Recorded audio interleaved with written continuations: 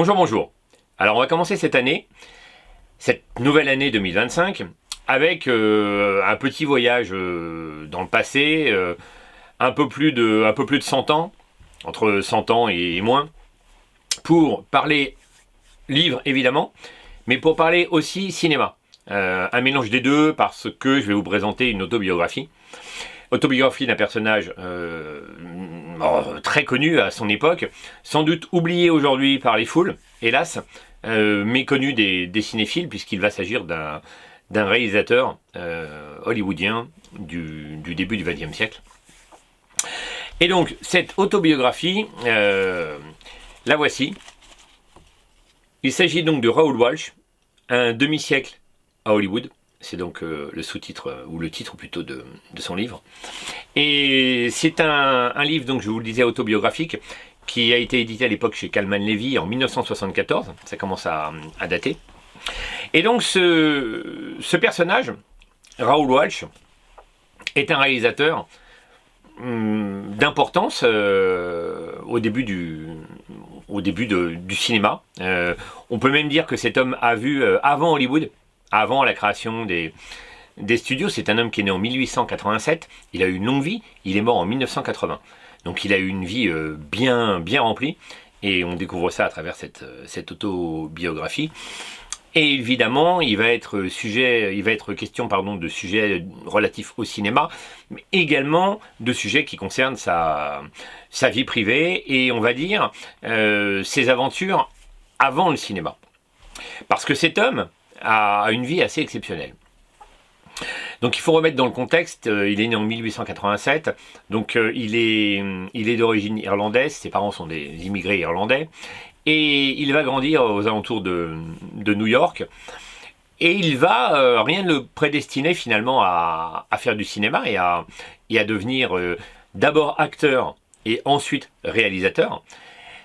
Et il va, un peu par hasard, arriver dans cet univers qui naît véritablement à cette époque, au début du XXe siècle, entre les années 10 et les années 30. Et donc, ce personnage va nous conter sa vie, les grands événements, on va dire, et évidemment, dans sa vie, il y a de l'aventure et du cinéma.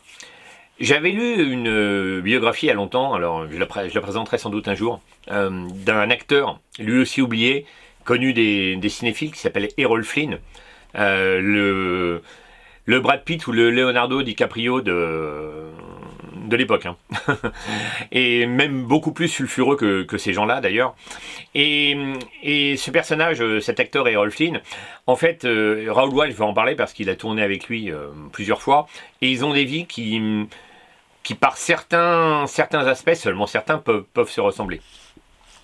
En tout cas, ce sont des vies aventureuses, assez exceptionnelles, et c'est vrai que quand on lit ce genre de livre, on se dit ces gens ont vécu 1000 vies en une seule, c'est assez incroyable.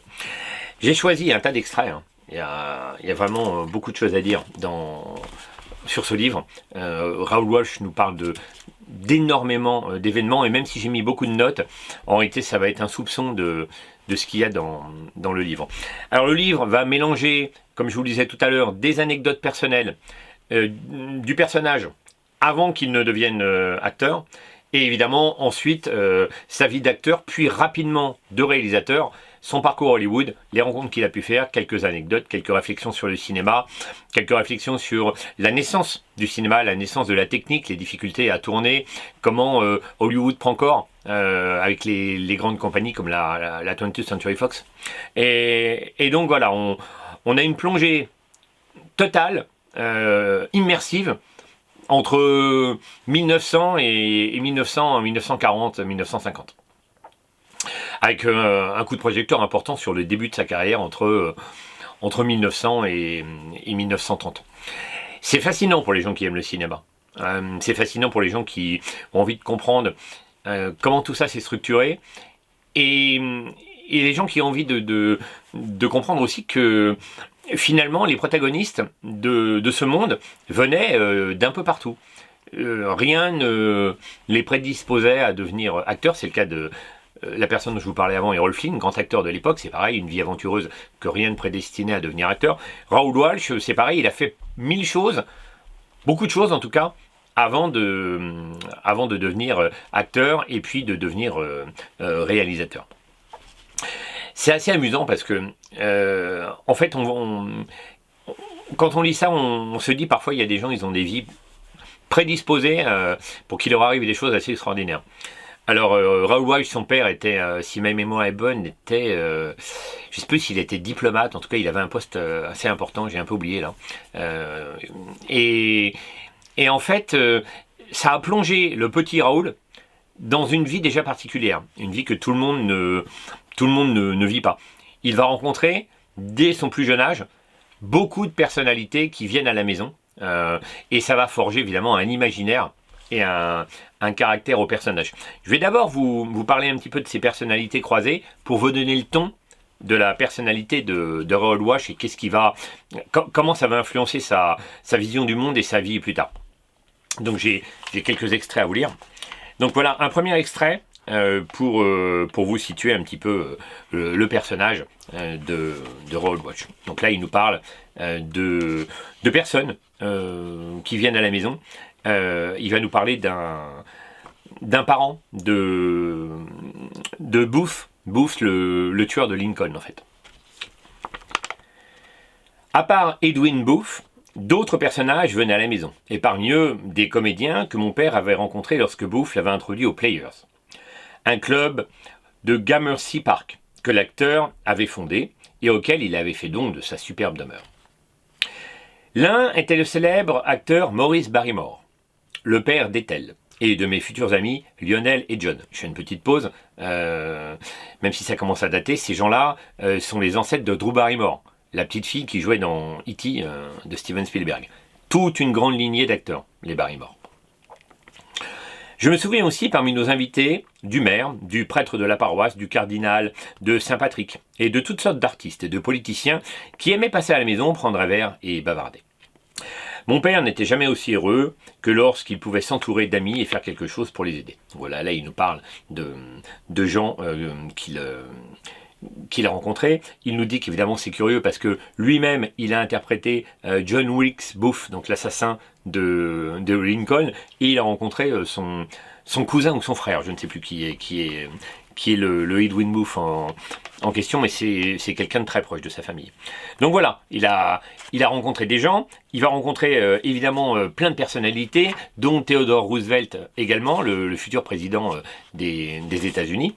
Et je vous cite un autre exemple qui nous fait déjà plonger un petit peu dans le cinéma, par anticipation. Donc voilà, et là il nous a parlé de ces différentes rencontres, et il nous cite un événement particulier. Je fus cependant arraché à mes sombres pensées quand le champion, alors on parle d'un champion du monde de boxe, descendit du ring et serra des mains avec le gant qui venait d'envoyer son partenaire au tapis. Jim Corbett, qui avait conservé le titre de champion du monde jusqu'à sa défaite par Bob Fitzsimmons, avait surveillé le travail de Jeffries. Quand il vit mon père, il nous rejoignit. Je me souviens d'avoir fureté partout dans le camp tandis qu'il parlait, respirant les odeurs de sueur, de cuir et d'embrocation, et décidant, séance tenante, de devenir champion de boxe. Il était bien sûr tout aussi impossible d'imaginer qu'un jour, je filmerais la vie de Corbett avec Errol Flynn dans le rôle de Gentleman Jim. Donc voilà, là, il nous parle encore donc de personnalités qu'il a rencontrées, et on met un petit pied dans le cinéma, puisque évidemment, il nous livre quelques informations sur des choses qui vont arriver plus tard. Il a croisé ce champion du monde de boxe, évidemment que ça n'est pas anodin, c'est pas pour rien que plus tard il a fait un film sur cette personnalité. Je vais vous citer encore d'autres, juste quelques exemples aussi amusants. Là il est en grande discussion, on est des années plus tard, mais c'est pas grave, là il est adulte, et donc il va rencontrer d'autres personnes que vous allez sans doute, au moins pour l'un d'entre eux, reconnaître immédiatement. Donc il est en train de prendre un verre, il est en train de discuter avec des amis. Un jour, alors que je me reposais entre deux prises de vue au studio, Buck Friedman vint me trouver. « Il y a deux types à la grille qui veulent te voir. L'un d'eux dit qu'il s'appelle London. » « Quel est son prénom ?»« Je ne lui ai pas demandé. Si c'est Jack, fais-le entrer. » C'est ainsi que je rencontrai Jack London et Wyatt Earp. London avait déjà un certain âge, mais son visage ridé trahissait la même rudesse que l'on sentait dans ses romans, ceux qui m'avaient fasciné dans ma jeunesse. Ses livres avaient été publiés dans la plupart des pays. Quant à Earp, ce personnage légendaire, il était grand et un peu voûté, mais je pouvais encore très bien me l'imaginer en Marshall de Tombstone. Alors voilà, il continue, il parle des mésaventures que Walsh a pu avoir au Mexique, je vais vous en parler tout de suite après. Et tout ça pour vous contextualiser un peu ce personnage hors du commun. Évidemment, il rencontre Jack London. Et il rencontre Wyatt Earp. Alors Wyatt Earp, c'est le Wyatt Earp, le marshal de l'affaire du règlement de compte à Hockey Coral. Donc personnage cow-boy sulfureux qui a traversé lui aussi 1000 aventures et qu'en est sorti indemne. Et lui aussi il a vécu assez vieux d'ailleurs. Donc voilà, il faut imaginer et se plonger dans la vie de Walsh qui finalement, pendant toute son existence, va rencontrer des personnalités assez hors du commun. C'est quand même assez fascinant pour le noter. Donc ce garçon va d'abord, avant d'être acteur et réalisateur, mener une vie d'aventure, comme je vous disais tout à l'heure. Je ne vais pas tout vous dévoiler l'intrigue, pas l'intrigue, mais c'est presque un roman. Hein. On dit qu'il y a des choses de romancées dans ce livre. J'ai fait un peu de recherche. Ce livre m'a été offert par un grand ami à moi, et qui a, comme moi, la passion du cinéma. Et il avait lu, ou il avait entendu qu'effectivement il y avait peut-être des choses qu'il fallait prendre avec des pincettes dans ce que dit Raoul Walsh. J'ai fait ma propre enquête, j'ai pas trouvé d'informations particulières à ce sujet-là, faudrait creuser. C'est assez difficile de savoir s'il y a des choses qui peuvent être romancées dans son autobiographie. Possible, j'ai pas senti, j'ai pas réussi à déceler de choses énormes. Je ne vois pas. Je pourrais prendre pour argent comptant tout ce qu'il a dit, c'est assez difficile. Je me suis fait la même réflexion avec cette autobiographie de Errol Flynn, donc je ne sais pas en réalité. Toujours est-il que ce Raoul Walsh, avant d'être plongé dans le monde hollywoodien, il va devenir cow-boy. Mais vraiment un cow-boy, c'est-à-dire il y avait encore évidemment des cow-boys, des gardiens de vaches, hein, qui transportaient des troupeaux, avec malgré tout un colt à la ceinture, au début du XXe siècle. Et donc ça va lui arriver autour de 18 ans, 18-20 ans, et il va partir dans une grande aventure. Il me semble qu'il était à Cuba, si ma mémoire est bonne, et il va embarquer pour rentrer aux États-Unis. Et puis, alors à Cuba, il a appris un tas de choses, à naviguer, à manier le lasso, il a appris un tas de choses folles, et il va se retrouver à être employé par un propriétaire terrien pour ramener un troupeau du Texas jusqu'au Montana, enfin une aventure folle. Et dans cette vie qui va durer environ moins d'un an, je crois, il va lui arriver encore une fois de folles aventures dignes de western. Donc il va croiser des règlements de compte, il va rencontrer des personnalités, des cow-boys, des gens qui ont la gâchette facile, il va être poursuivi par des bandits, enfin il lui arrive vraiment plein de choses. Et puis il va finir au Montana où il va vivre une vie de cow-boy, il va s'installer dans une petite ville et il nous conte énormément d'anecdotes, certaines amusantes, certaines terre à terre. Il va nous parler de sa vie amoureuse aussi, avec des femmes qu'il rencontre à l'époque. Et alors je vais vous citer une petite anecdote amusante où il nous parle d'une anecdote avec des Indiens, des Amérindiens, suite à l'enterrement dans une petite ville du Montana d'un Chinois en fait, et c'est amusant. Je vais vous lire l'anecdote. Elle est assez courte. Donc à cette époque, il fréquente beaucoup une tenancière de maisons closes et les filles, évidemment les prostituées qui vont avec. Donc il est assez ami avec elles. Et là, il y a eu un décès. Les prostituées avaient apporté des fleurs et Scanlon les avait disposées sur la terre fraîchement remuée. La duchesse, donc c'est le nom de la patronne de la maison close, pleurait à chaudes larmes. On dut la reconduire à son cabriolet. Notzi termina la moitié d'une bouteille de champagne et déclara entre deux gorgées : « Ah, la duchesse n'est peut-être qu'une putain, mais elle a les sanglots qui vous fendent le cœur. » Quand tout le monde se fut retiré, je m'assis près de la tombe et me mis à réfléchir. Décidément, les cimetières me déprimaient. Le souvenir de ma mère devait être trop présent à mon esprit et je commençais à en avoir assez de Butte. Butte, c'est la ville au Montana où il s'est installé. J'étais toujours plongé dans mes pensées lorsqu'un autre enterrement s'achemina vers le haut de la colline. Il y avait peu de monde, rien que des Chinois. Ils s'arrêtèrent près d'une tombe fraîchement creusée, environ 50 mètres plus loin, descendirent un cercueil somptueusement décoré et le recouvrirent de terre. Puis, suivant la coutume, ils déposèrent sur la tombe de la nourriture, un cochon de lait, du canard laqué, du poulet et toutes sortes de plats chinois que le mort pourrait déguster pendant sa route vers l'autre monde. L'odeur des aliments me montait aux narines, et j'étais bien décidé à me servir dès qu'ils tourneraient les talons. Je me levai lorsque je surpris un mouvement dans les herbes hautes. Les formes furtives d'une demi-douzaine d'Indiens rampaient sur leur ventre nu vers la tombe comme des serpents bruns. Eux aussi avaient senti la nourriture, et tandis que j'attendais, ils se servirent jusqu'au dernier morceau, puis disparurent. Je me rassis et me frottais l'estomac. Le Chinois décédé arriva au paradis, le ventre vide. Voilà une petite anecdote assez amusante. Il va nous en conter vraiment des dizaines comme celle-ci. C'est assez amusant parce que ça nous fait vivre le personnage et ça nous fait revivre une époque évidemment révolue, une époque moi qui me plaît beaucoup, le Far West entre guillemets. Enfin là on est sur la fin du Far West, toujours est-il qu'on est quand même malgré tout au tout début du XXe siècle aux États-Unis, dans les territoires de l'Ouest et du Centre-Ouest. On est toujours dans ce monde de cow-boy qui n'a pas beaucoup évolué. Donc voilà, il va nous parler d'un tas de choses comme ça, il va nous parler de sa rencontre avec le révolutionnaire hors-la-loi Pancho Villa, le Mexicain. Il va nous expliquer que, en fait, il va être commandité pour tourner un documentaire sur Pancho Villa, documentaire fiction. Donc il va partir à la rencontre de ce bandit, il va lui arriver énormément de choses, et là il est déjà effectivement plongé dans le cinéma. Je vous laisse découvrir comment cet homme, comment le cinéma est entré dans la vie de cet homme. Je ne vais pas tout vous dire, je vous laisse découvrir tout ça, pour les gens qui seraient intéressés par cette autobiographie vraiment intéressante, vraiment savoureuse. Mais je vais quand même vous donner quelques éléments sur Hollywood. Alors évidemment, il va nous parler d'Hollywood et de la naissance des studios, comment tout ça a pris corps, comment tout ça a pris vie, les difficultés qu'avaient les premiers producteurs à monter tout cela, les rivalités entre New York, où il y a beaucoup de studios de tournage aussi, et Los Angeles, où ça commence à s'installer seulement. Donc je vous cite un petit exemple sur la naissance d'Hollywood. En fait d'ailleurs, ce chapitre s'appelle « La naissance d'Hollywood ». Je vous cite seulement les premières lignes.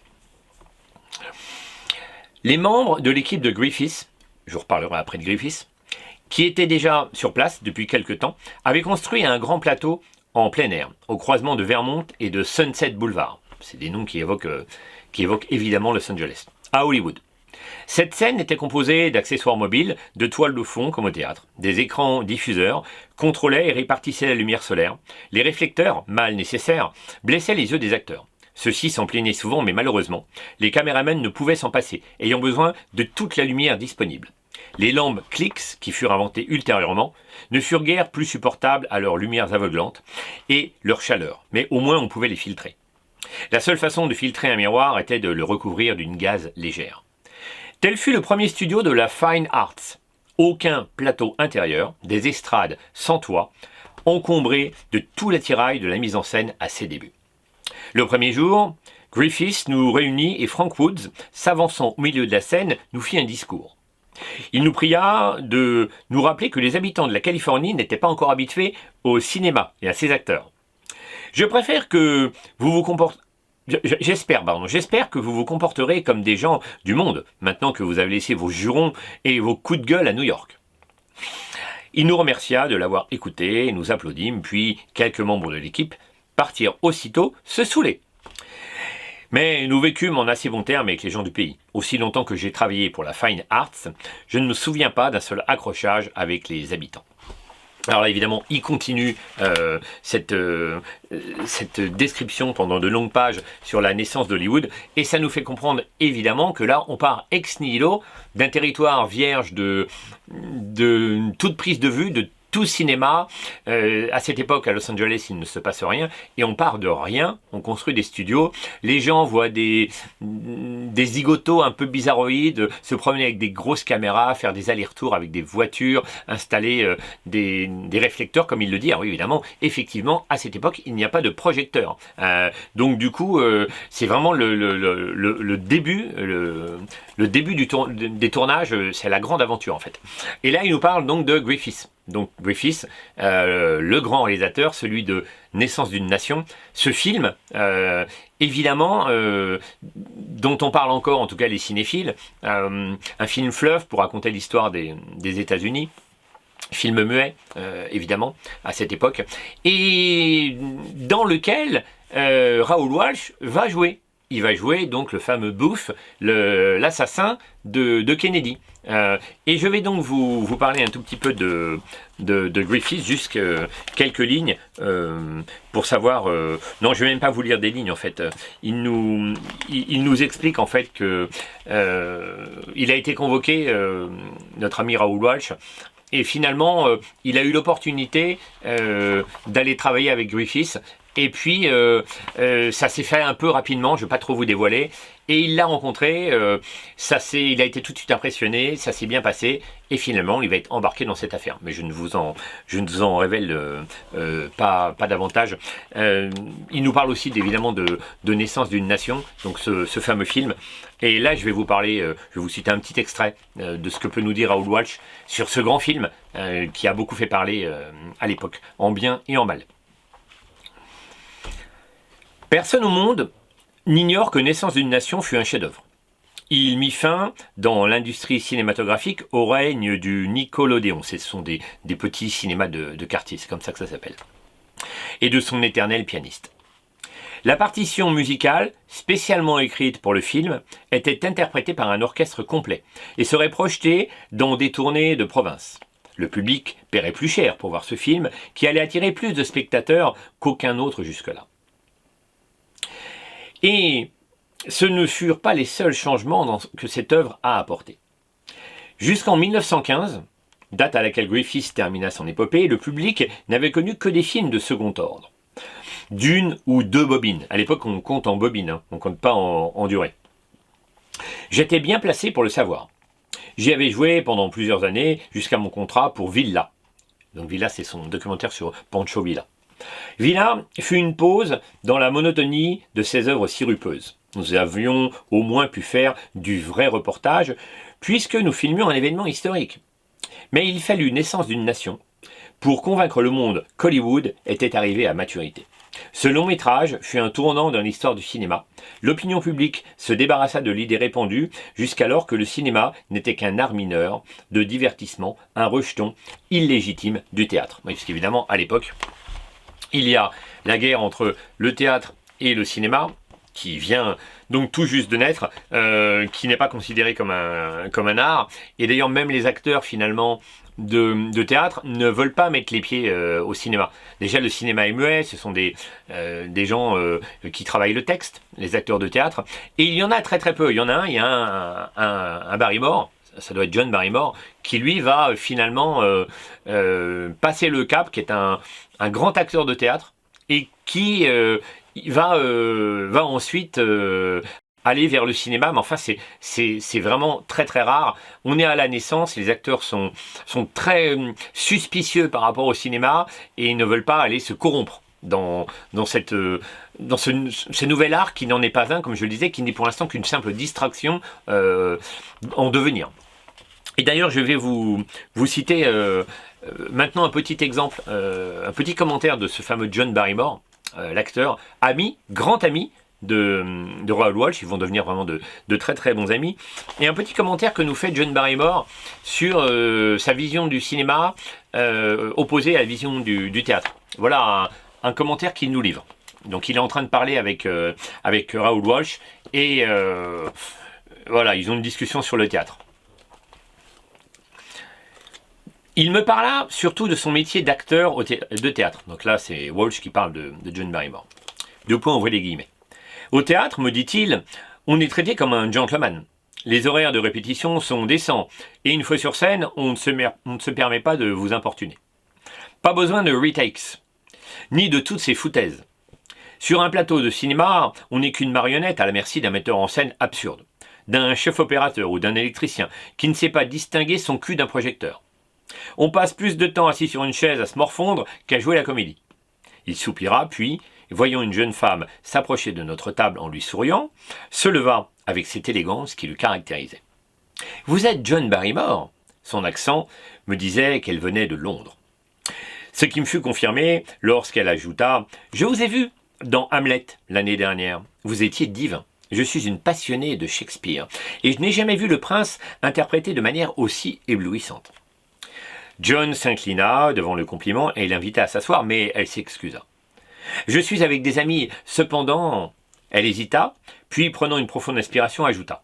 « C'est sans doute indiscret de ma part de vous questionner, mais voyez-vous, le poète n'est pas clair à certains moments. À votre avis, monsieur Barrymore, Hamlet a-t-il eu des relations sexuelles avec Ophélie ?» Barrymore parut se concentrer pendant 1 minute, puis il donna son opinion. « Seulement dans la troupe de Chicago, madame. » Ça c'est amusant, ce sont des anecdotes rigolotes, des bons mots et de l'esprit qui habite ces gens. Toujours à faire une petite blague, un bon mot bien senti, et ça c'est bien trouvé, on voit bien la liberté de ton que pouvaient avoir ces gens dans les années 30. Donc voilà, donc ça c'est sympa, on a plein d'anecdotes en réalité de ce genre. Et Walsh va évidemment les enchaîner, nous parler de cinéma. Je pourrais dire, dans la deuxième partie du livre, il nous parle surtout de cinéma, même si de temps en temps il y a des anecdotes personnelles. Il va notamment nous raconter comment il a perdu son œil. On le voit, il a un œil en moins, donc c'est lors d'un tournage. Il me semble bien que ça devait être le premier film parlant sur lequel il travaillait, en tout cas le premier western parlant, me semble-t-il, et il a eu un accident de voiture un soir, il a perdu son œil, voilà, il nous raconte comment ça s'est passé. Donc voilà, c'est des anecdotes personnelles qu'il nous conte, mais il va surtout nous parler de cinéma dans la deuxième partie. Je pourrais dire, moi le livre m'a beaucoup plu, c'est un monde que j'affectionne. J'aime le cinéma, j'aime comprendre le début du cinéma, c'est intéressant. Je m'intéresse à ça depuis que je suis tout petit, donc évidemment ce sont des choses qui me passionnent.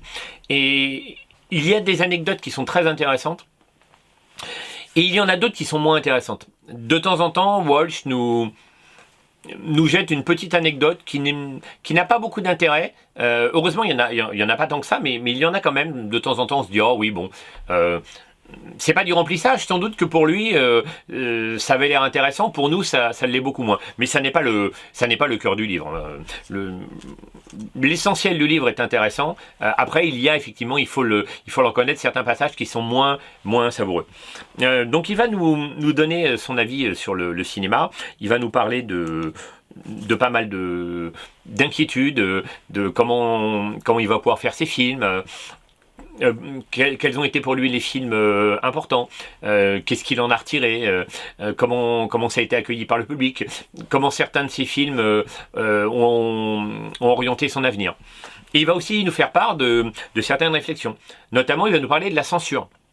Alors, il nous parle de la censure américaine, avant même le fameux code Hays, hein, le code qui va réglementer le cinéma à partir de, je sais plus si c'est 31 ou 33, je me souviens pas, mais enfin, dans ces années-là, et donc qui va réglementer le cinéma pour qu'on ne montre pas de choses contraires à la morale, de films trop violents, de meurtres trop violents, de scènes d'amour, de baisers trop longs, enfin voilà, tout un tas de choses qui vont édulcorer le cinéma américain. Mais même avant ça, en fait, évidemment, il y a déjà un code moral, il y a déjà une censure qui fait son travail, et Raoul Walsh va nous en parler. Je vais vous citer un petit extrait où il nous parle de ses inquiétudes par le biais d'une anecdote sur la morale et sur la censure. Et donc, en fait, c'est suite à un tournage de film qui se termine, ça s'appelle Régénération, ce film. Et donc, il a tourné des scènes, et il s'aperçoit au montage qu'il y a des jeunes femmes qui étaient des figurantes et que certaines d'entre elles sont nues sous leur robe. Donc ça va pas du tout parce que ça se voit à l'image et donc là il se dit c'est fini, ça ne passera jamais, c'était un plan important, on est fichu. C'est comme ça que commence sa remarque. Donc je vous le lis. On est fichu, s'écria-t-il en se frappant le front. La censure nous fera pendre. Il avait de sérieuses raisons de le penser. Je vis avec horreur que mes soupçons étaient justifiés. Une douzaine de femmes, au moins, étaient intégralement nues sous leurs robes longues. Que faire ? Si nous coupions cette partie de la scène, tout le film s'effondrait. Et si nous la laissions telle qu'elle, nous serions mis en quarantaine pendant un très long moment. Lorsque je retrouvais mes esprits, je me souvins d'un petit bonhomme qui avait travaillé pour la pâtée quand je jouais River. J'avais oublié son nom, mais je pensais pouvoir retrouver cet as du raccommodage de film. Il pourrait peut-être sauver Régénération et nous par la même occasion. J'en parlais à Monsieur Fox, Monsieur Fox de la 20th Century Fox, qui me dit en hurlant « Trouve-le, offre-lui tout ce qu'il voudra, vas-y, vas-y !» Le rafistoleur de pellicule avait déménagé, mais je réussis finalement à le dénicher dans un studio jonché d'agrafes aux environs de Washington Square. Après lui avoir expliqué ce que j'attendais de lui, il examina la bobine que je lui tendais, puis me dit en secouant la tête « Non, c'est impossible. »« Rien n'est impossible !» criai-je. Vous vous souvenez du jour où Dolly Larkin avait déchiré son corsage et était restée les seins à l'air? Vous aviez bien réussi à nous tirer d'affaire ce jour-là. D'accord, gémit-il, mais il ne s'agissait que de quelques images et d'une seule personne. Ici, vous en avez 20 et il y a beaucoup plus de métrages. Comment vais-je pouvoir recoller 20 bonnes femmes sur chacune de ces images? Cela me prendrait toute la saison et encore, je ne pourrais pas vous garantir le résultat. Vous saurez vous y prendre, lui assurai-je. Vous serez connu sur les 2 côtes, comme l'homme qui aura sauvé le film. Qui sait, cela vous vaudra peut-être une médaille, et puis pensez à l'argent. J'espérais qu'il en avait besoin à présent. À ce moment, son visage s'éclaira un peu. Combien ? Me demanda-t-il. Dites-moi un prix, et je vous offre le double. Lui dis-je, mais la bobine doit être prête pour demain. Il ronchonna encore un peu à l'annonce du délai, mais finit par accepter et de se mettre aussitôt au travail. Nous nous mîmes d'accord sur le prix. Il demandait cher, mais j'étais prêt à le payer de ma poche s'il le fallait. Tandis que je me retirais, je l'entendis murmurer à son colleur. Autrefois, je les déculottais, maintenant, il faut que je les reculotte. Donc, je vous laisse la suite de l'anecdote, je ne vous dis pas comment ça se termine. Et donc voilà ce genre de choses. Donc, si Walsh fait ça, c'est évidemment qu'il est extrêmement inquiet. Il sait qu'il va avoir des problèmes, il n'a pas envie de mettre en l'air un film, donc il faut absolument trouver une solution. Évidemment, Walsh va nous parler d'un tas de gens, des gens qui vont croiser sa route. Alors, ça peut évoquer ou non, en fonction de ses connaissances cinématographiques, il nous parlait de Mary Pickford, la grande actrice de ces années. Il va nous parler évidemment de Errol Flynn. Il va aussi nous parler d'autres acteurs, un tas d'acteurs des années 20, des années 30. Il va nous parler de Valentino, un tas d'acteurs, Douglas Fairbanks, évidemment, le roi des films d'aventure de cette époque. Il va rencontrer un tas de gens, Gary Cooper. Donc voilà, on a affaire vraiment au cœur même d'Hollywood, et à chaque fois, Walsh nous livre quelques anecdotes sur ces gens. Je vous le disais tout à l'heure, plus ou moins intéressantes, mais globalement c'est intéressant quand on s'intéresse au monde du cinéma d'Hollywood et pas simplement à la technique. Si on ne s'intéresse qu'à la technique et qu'au tournage, effectivement on va se dire bon, j'en ai pas entre guillemets pour mon argent, j'aurais aimé avoir que des révélations techniques. Non, cet homme nous livre sa vie, et sa vie est faite essentiellement de cinéma, mais aussi de rencontres, et il nous parle donc aussi des acteurs, même s'il évoque, comme je vous le disais tout à l'heure, des problèmes de tournage, de montage de films, et ce genre de choses. Et, il nous révèle quelques inquiétudes, encore, c'est assez amusant. Je vais vous en citer une seule. Il nous parle donc du cinéma muet, puisque évidemment il a tourné à l'époque du cinéma muet, et il nous parle de son inquiétude par rapport, en réalité, au résultat final d'un film qu'il a tourné avec tout son cœur, avec des acteurs qui ont mis du leur également, et Walsh est inquiet de ce que va donner le résultat une fois que les intertitres seront incrustés dans le film. Parce que évidemment le film est muet, donc il y a des commentaires entre des plans qui s'appellent des intertitres et qui viennent expliquer par le biais du texte aux spectateurs des compléments d'information sur ce qui se passe dans le film. Et en fait, Walsh a peur souvent que les intentions de l'acteur et du réalisateur soient trahies par des intertitres dont il n'a pas la maîtrise en fait. Donc voilà ce qu'il nous dit. Donc il nous parle d'un film qui s'appelle Au service de la gloire, et justement il nous parle de ce problème avec les intertitres. La guerre y était montrée non seulement comme une chose inutile, mais comme un gâchis et une boucherie. Il n'y avait aucune gloire pour ceux qui se trouvaient dans les tranchées. Ils devaient déclencher une offensive ou repousser une attaque ennemie parce que les généraux et le Congrès proclamaient que c'était leur devoir. Je filmerai tout cela dans cet esprit. Ce qui me tracassait, c'était de ne pouvoir, dans ce film muet, enregistrer le dialogue des chefs. Pour la première fois, je répugnais à écrire le découpage d'un film auquel seraient rajoutés par la suite des intertitres. Cela laissait les protagonistes à la merci de n'importe quel sous-titreur intimidé par la censure et comprenant plus ou moins bien les intentions de l'auteur. Donc voilà, là il nous parle, ça continue évidemment, il va beaucoup plus loin dans ses explications, mais on comprend sa préoccupation avant même le parlant. Évidemment, il y a déjà un problème avec la censure qui va contrôler, éventuellement influencer les sous-titreurs. Donc voilà ce genre de petites anecdotes qu'il peut nous conter. Il va aussi nous raconter des choses plus drôles. À un moment donné, il est sur un tournage de film, The Conqueror, et un film qui est pas mémorable. Et donc du coup, il va nous expliquer qu'il a recruté des Indiens, des vrais Amérindiens, qui il n'y a pas encore longtemps se battaient. Et parmi eux, il y a un vieux chef indien qui va être recruté pour faire une bagarre dans un saloon. Et en fait, ça va pas se passer comme il le voulait, comme l'équipe de tournage avait pu l'imaginer. Donc je vais vous lire cette anecdote qui est assez courte. Donc ils sont sur le tournage de The Conqueror, et voilà ce qui se passe. Lorsque je criai moteur, les peaux rouges défoncèrent la porte, comme prévu, et envahirent le saloon. Les deux caméras filmèrent tout le spectacle ainsi que la bagarre qui s'ensuivit sur la piste de danse. Parmi les Sioux se trouvait un vieux chef du nom Rain in the Face. Je me demande si ce chef-là n'était pas à la bataille de Little Big Horn contre Custer. Il était trop âgé pour que nous puissions l'utiliser, bien que son physique évoquât encore le jeune chef de guerre qui avait harcelé les pionniers blancs jusqu'à ce que l'armée l'attrape et le parque dans une réserve. Nous avions l'habitude alors de placer tous ceux qui ne jouaient pas derrière les caméras. Je fis donc asseoir le vieux Sioux loin derrière les chefs opérateurs, et ne me préoccupais plus de lui. Rain in the Face protesta. Il voulait participer à la bagarre, mais je lui fis dire par l'intermédiaire de Sticking Bear, l'interprète, que je craignais qu'on lui fasse du mal. Comme nous étions à court d'Indiens, j'utilisais les vrais pour les gros plans et pour les plans généraux, les cow-boys peinturlurés et coiffés de plumes. Les Indiens et les visages pâles tombaient de tous côtés. Cela se passait encore mieux que je ne l'avais espéré. J'étais content. C'est alors que Wurzel me tapa sur l'épaule afin de me montrer ce qui était en train d'arriver.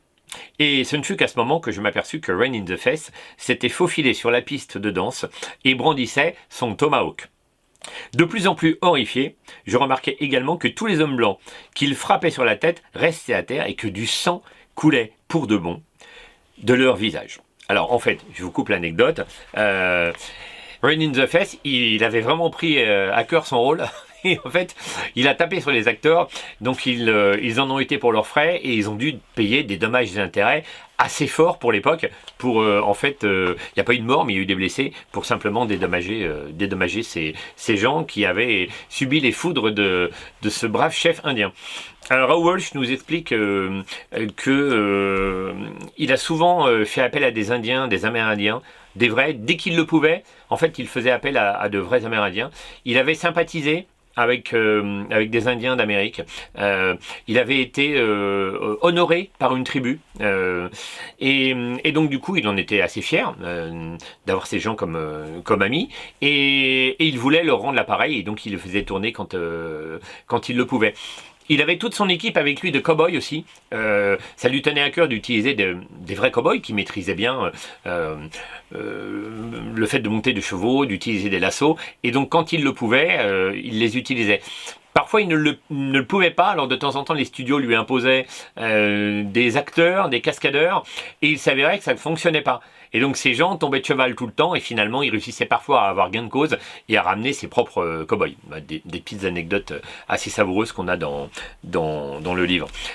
Évidemment, on est à Hollywood, on est dans les années 20, 30, 40, et cet homme, je vous le disais tout à l'heure, croise des grands noms, aussi bien chez les acteurs que chez les réalisateurs, et je vais vous citer un tout petit extrait, vous allez comprendre, pour les gens qui connaissent le cinéma, que évidemment on est en présence de la crème des réalisateurs, donc là il est à une soirée et il rencontre en fait il rencontre des gens.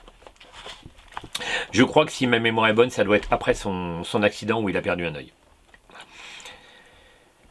J'ignorais tout du pot de retrouvailles qui m'attendait dans mon bureau. Ils étaient tous là, ceux qui composaient la troupe de choc de Sheelan, affalés dans des fauteuils, les pieds sur ma table de travail. Frank Borzage, David Butler, Alan Dwan, John Ford, William Wellman, Howard Hawks, Al Green. Sheehan n'aimait pas que l'on boive au studio, mais pour une fois, il fait une exception et me dit en me tendant un verre. Il est un peu tôt, mais à ta santé quand même. John Ford me prédit avec humour que j'aurai un mal fou à convaincre les gens que je n'avais pas eu l'œil crevé en regardant par le trou d'une serrure. Avec ce bandeau noir, tu vas avoir plus de succès que jamais avec les femmes, me dit-il. Le fait que ces hommes travaillent ensemble ne les empêchait pas d'être amis. Je les regardais les uns après les autres. John Ford, Wild Bill Wellman, c'est son surnom à William Wellman, un jeu de mots avec Wild Bill Hickok, le cow-boy célèbre. Bourru et rassurant. Al Green et Howard Hawks, l'air calme et assuré, le visage de Frank Borzage reflétait cette douceur qui valut d'être reconnu comme l'un des plus grands cinéastes de scènes d'amour, un rival en cela de David Butler, qui sut si bien mettre en valeur les charmes de la jeune Charlotte Temple.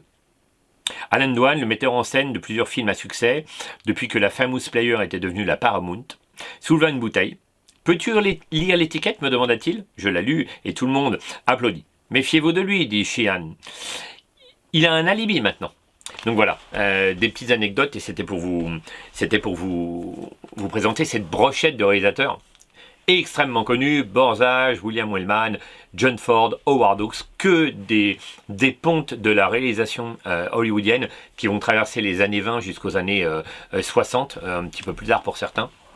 Et donc évidemment, qui vont marquer de leur empreinte les Hollywood en laissant toute une brochette de films, dont certains sont des chefs-d'œuvre du cinéma. Donc je vais en terminer avec ce livre, avec une dernière anecdote. Je l'ai gardée pour la fin, parce qu'elle me plaît particulièrement, parce qu'elle est aussi emblématique. Raoul Walsh, je vous l'ai dit, va rencontrer un tas de gens, des grandes actrices, de grands acteurs. Et il va aussi contribuer à former des acteurs, à en sortir de l'anonymat le plus total, dont un célèbre, Marion Morrison. Et Marion Morrison, en fait, il a un autre nom. Évidemment, je vais vous citer cette anecdote. Donc, ça dure pas mal de temps, mais je vais essayer d'aller à l'essentiel. Je vais faire pas mal d'ellipses, en fait. Donc là, il nous parle d'un tournage de film, en fait. Il est en train de nous raconter comment est-ce qu'il va s'y prendre pour trouver des acteurs et il cherche, en fait, il cherche pas vraiment, mais il est toujours à l'affût d'un nouvel acteur, et là, il va se passer quelque chose de particulier, en fait. En passant devant le magasin des accessoires, j'aperçus un grand jeune homme aux larges épaules, qui transportait un fauteuil rembourré. Il déchargeait un camion et ne me vit pas. Je regardais prendre sous son bras un imposant sofa à Louis XV comme une plume, tout en attrapant une chaise de l'autre main. Lorsque, après les avoir déposés, il revint vers le camion, je m'approchai de lui. « Comment t'appelles-tu » lui demandai-je. Il m'examina attentivement. « Je vous connais ?»« C'est vous qui avez mis en scène au service de la gloire. Mon nom est Morrison. » Il y ajouta qu'il venait d'obtenir son diplôme de la USC, c'est l'Université de Californie, et qu'il voulait travailler dans le cinéma. « Voilà où j'en suis », m'avoua-t-il en regardant ses grandes mains d'un air triste. Qu'est-ce que tu sais faire à part transporter des accessoires lui demandai-je. J'aimais le son de sa voix et sa façon de bouger. Il était grand, mais il se déplaçait avec aisance. Il me répondit en souriant. Je sais jouer au foot. Je te crois sans peine, lui dis-je. Il devait mesurer 1,95 m et peser 90 kg. Il pouvait peut-être faire l'affaire. Voyons jusqu'à quel point tu veux être acteur. Laisse pousser tes cheveux et reviens vers moi dans 2 semaines. Donc voilà, en fait, là, il est en train de préparer un film, un western, qui s'appelle La Piste des Géants, qui va s'appeler la Piste des Géants, un western parlant, 1930. Et en fait, il cherche un acteur. Il voulait Gary Cooper, mais ça peut pas se faire. Il avait parlé avec Tom Mix, un acteur qui a fait les Cowboys, assez emblématique. C'est pareil, apparemment ça peut pas se faire. Et donc là, il se dit bah oui, ce gars-là, ce Morrison, pourquoi pas tenter le coup. Et donc il en parle avec quelqu'un d'autre. Et donc il parle avec Sheehan, c'est un de ses collaborateurs. C'est un de tes employés, tu ne le savais pas ? Lui répondis-je. Quand il me dit mécontent qu'il n'avait pas le temps de faire la connaissance de tous les préposés aux accessoires de la Fox, je lui suggérais d'améliorer ses rapports avec ses employés. Tu risques de rater le coche. J'ai l'impression que celui-ci est un acteur né, lui fis-je remarquer. Pas si vite, et sa voix ? Questionna Sheehan, parce que là ça devient important. Nombre d'acteurs n'ont pas passé le cap du cinéma parlant à cause de leur voix, de leur incapacité à dire des textes et être à l'aise devant une caméra en fait. J'avais été obligé de faire passer à Morrison le premier essai sans le son parce que j'étais pressé. J'enregistrai sa voix au 2e essai et Sheehan approuva. Elle me paraît bonne, mais il faut en voir plus. Je serais trop bête de tomber sur un autre John Gilbert. Ça c'est un acteur qui en fait a été obligé d'abandonner le parlant parce que ça n'allait pas avec sa voix. Au 3e essai, je fis lire à mon projet plusieurs scènes du scénario. Pour un universitaire, il ne lisait pas mal, mais il tombait dans le piège classique des débutants, il était trop emphatique. « Écoute, lui dis-je, je me demande qu'à t'aider. Pense sous ton costume qu'il n'y a pas seulement ton corps, il y a aussi ton esprit. Tu es dans la peau d'un éclaireur de l'Ouest, d'un homme de la plaine, alors joue sans t'énerver, comme tu le fais certainement sur un terrain de foot. Parle doucement, mais avec autorité. Et regarde ceux à qui tu t'adresses droit dans les yeux. » Il saisit presque immédiatement ce que j'attendais de lui. Je tenais là mon acteur principal. Il suffisait de lui donner quelques indications. Sheehan le regarda, l'écouta et ronchonna de nouveau. « Il fera l'affaire. Comment s'appelle-t-il déjà ? » Morrison. Ce nom, par contre, ne lui plaisait pas. « Oh, ça fait pasteur, aucun effet. » Il prit alors un crayon, se mit à griffonner une liste de noms qu'il éliminait au fur et à mesure. Aucun d'eux ne me séduisait. Je parcourus en esprit les livres d'histoire en m'arrêtant sur le nom de pionnier américain. J'en vins à la Révolution et je me souvins d'un nom qui m'avait toujours plu et lorsque je dis à Sheehan, il leva la tête et sourit d'un air entendu, comme s'il y avait pensé lui-même. « Bien sûr !» Il reprit son crayon et lut à haute voix ce qu'il venait d'écrire. « Wayne !» Pas Mad Anthony, simplement John. John Wayne. Fais-le entrer. Donc voilà, là je termine sur cette anecdote. Voilà la naissance de John Wayne. John Wayne, l'immense John Wayne, par la taille et par la carrière, par le charisme. Comment John Wayne fait son entrée dans le cinéma avec Sur la Piste des Géants. Il avait déjà été employé, il avait fait des apparitions dans d'autres films, avant cela, des films muets, mais il n'avait pas été crédité, en fait, dans les génériques. Et là, en fait, il va être employé par Walsh pour ce film qui est d'importance, et il le prend, et il lance John Wayne dans le grand bain. Alors John Wayne va mettre pas mal de temps pour exploser, il va faire beaucoup de films, entre 30 et 40, enfin entre 30 et 37 pour être précis, 36-37, et en 37, il y a 36-37, il y a la chevauchée fantastique qui va le propulser au rang des superstars, mais là, il fait vraiment son entrée par la grande porte, et on lui trouve un nom, John Wayne. Donc voilà, je termine sur cette anecdote parce qu'elle est emblématique du cinéma, de cette époque où tout se construit. Les studios se construisent, l'endroit où les films vont se tourner se construisent, les films se construisent, et les acteurs eux-mêmes se construisent à partir de rien, à partir d'un accessoiriste. Évidemment, Raoul Walsh le dit, il a senti rapidement en discutant avec ce garçon qu'il était intelligent, qu'il avait une grande capacité à apprendre, qu'il était fait pour le métier. Ça n'est pas un hasard s'il est devenu John Wayne après. Mais voilà, tout ça est vraiment savoureux et amusant. Écoutez, voilà, moi j'ai passé un excellent moment avec cette autobiographie de Raoul Walsh. Ça m'a replongé dans les années 20, 30, 40. Ça commence à dater, ce cinéma américain qui a construit son mythe à partir de rien, qui a bâti, avec la France évidemment, les premières pierres du cinéma. Et c'est quand même passionnant de se plonger dans cette époque. Je ne peux que recommander ce livre aux gens qui sont cinéphiles, aux gens qui sont passionnés par la naissance d'Hollywood ou qui veulent simplement comprendre comment ça s'est passé. Là, on a un témoignage direct d'un homme qui est important dans les studios et qui a croisé tous les grands, que ce soit les producteurs ou les réalisateurs et les acteurs de cette époque. Voilà, lisez un demi-siècle à Hollywood, je pense que vous passerez un bon moment dans les mots de Raoul Walsh, et ça vous plongera dans cette naissance d'Hollywood dans les années 20-30. C'est assez fascinant. Voilà, à bientôt pour une prochaine chronique vidéo.